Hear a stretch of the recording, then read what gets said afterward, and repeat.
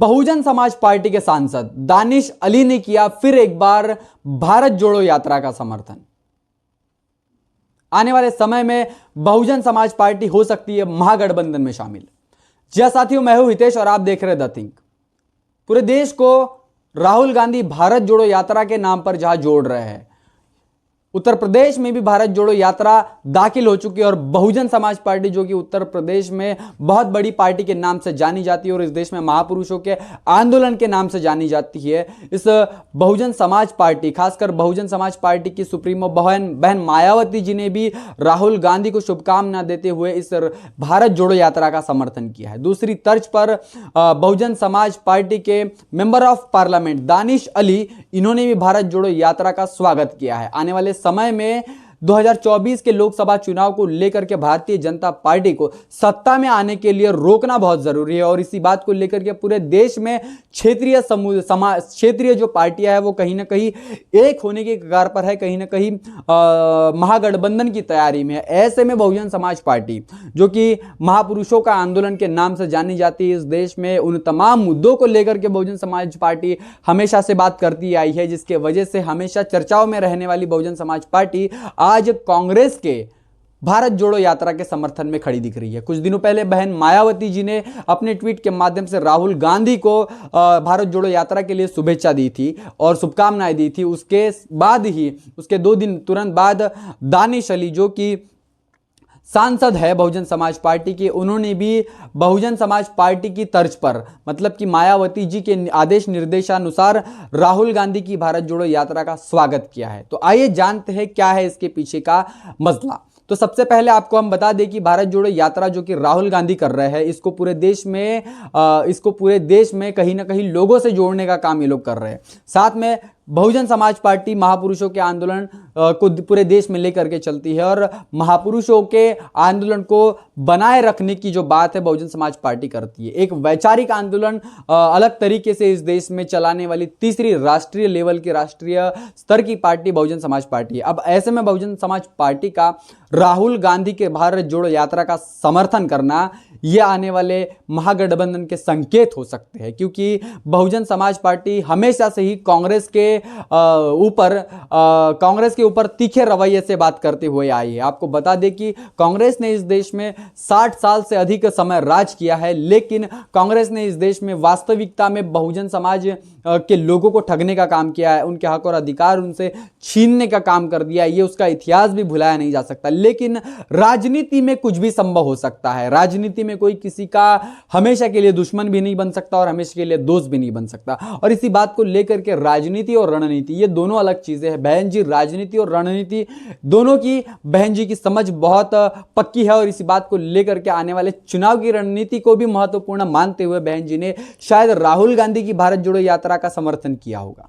और इसी बात को लेकर के भारत का जो चित्र है 2024 में क्या हो सकता है, क्योंकि इस देश में भारतीय जनता पार्टी की सरकार है। पिछले 8 वर्षों से आप देख रहे हैं कि इस देश में बहुजनों की जो समस्या है वो कहीं ना कहीं सॉल्व नहीं हो रही है। इस देश की गरीबी, इस देश की आर्थिक हालात, इस देश में मजदूरों की हालात, इस देश में बेरोजगारी, इस देश में शिक्षा, इन तमाम मुद्दों को दबाने की कोशिश हमेशा भारतीय जनता पार्टी कर रही है। इस देश में तमाम विवादित मुद्दों को लेकर के भारतीय जनता पार्टी काम कर रही है। राम मंदिर बना दिया, अच्छी बात है।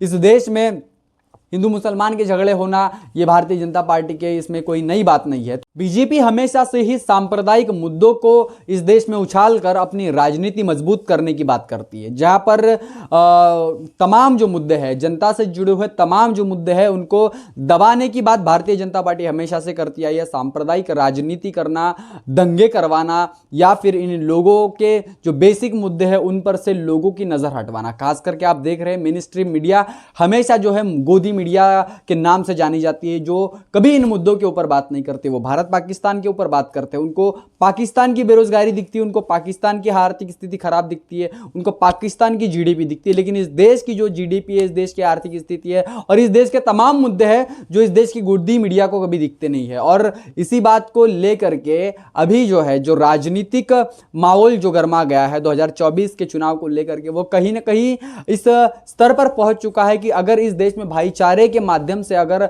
आप लोगों ने एकजुटता नहीं दिखाई तो कहीं कहीं ना कहीं बीजेपी आने वाले समय में संविधान को खत्म करने की भी पूरी कोशिश कर सकती है। तो आने वाले समय में बहुजन समाज पार्टी शायद कांग्रेस पार्टी के साथ में गठबंधन करे, और ये समय की जरूरत भी हो सकती है, क्योंकि आने वाले समय में भारतीय जनता पार्टी को सत्ता से बाहर रोकना या फिर सत्ता से बाहर खदेड़ना, ये इस देश के अहम मुद्दों में से एक बहुत बड़ा मुद्दा है। आने वाले समय में मायावती जी भी इसको लेकर के कहीं ना कहीं बड़ी सियासत कर सकती है, बड़ी राजनीति कर सकती है। इस देश में तमाम पार्टियां जो है वो कांग्रेस को और भारतीय जनता पार्टी को रोल मॉडल के तहत देखती है, क्योंकि इन दोनों राष्ट्रीय पार्टियों के माध्यम से ही भारतीय जनता पार्टी को सत्ता से बाहर खदेड़ना ही पॉसिबल है। और इसी बात को लेकर के शायद फिर से राहुल और मायावती एक मंच पर आपको दिख सकते हैं। तो ये जो आने वाले राजनीतिक भारत की राजनीति में ये जो बड़ा बड़ा परिवर्तन हो सकता है, इस परिवर्तन से देश की हालत जो है वो कहीं ना कहीं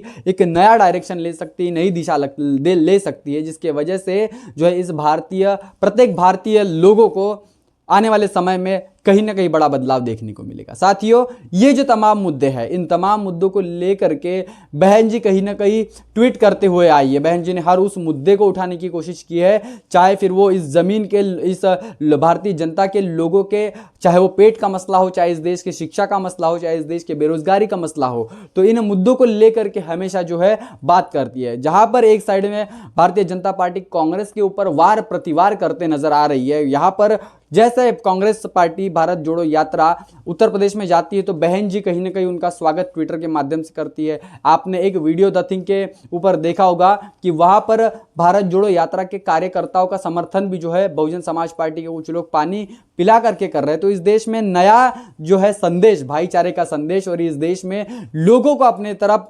अट्रैक्ट करने का जो है काम जो है बहुजन समाज पार्टी कर रही है, क्योंकि जो कि एक इस देश में आदर्श निर्माण कर रही है।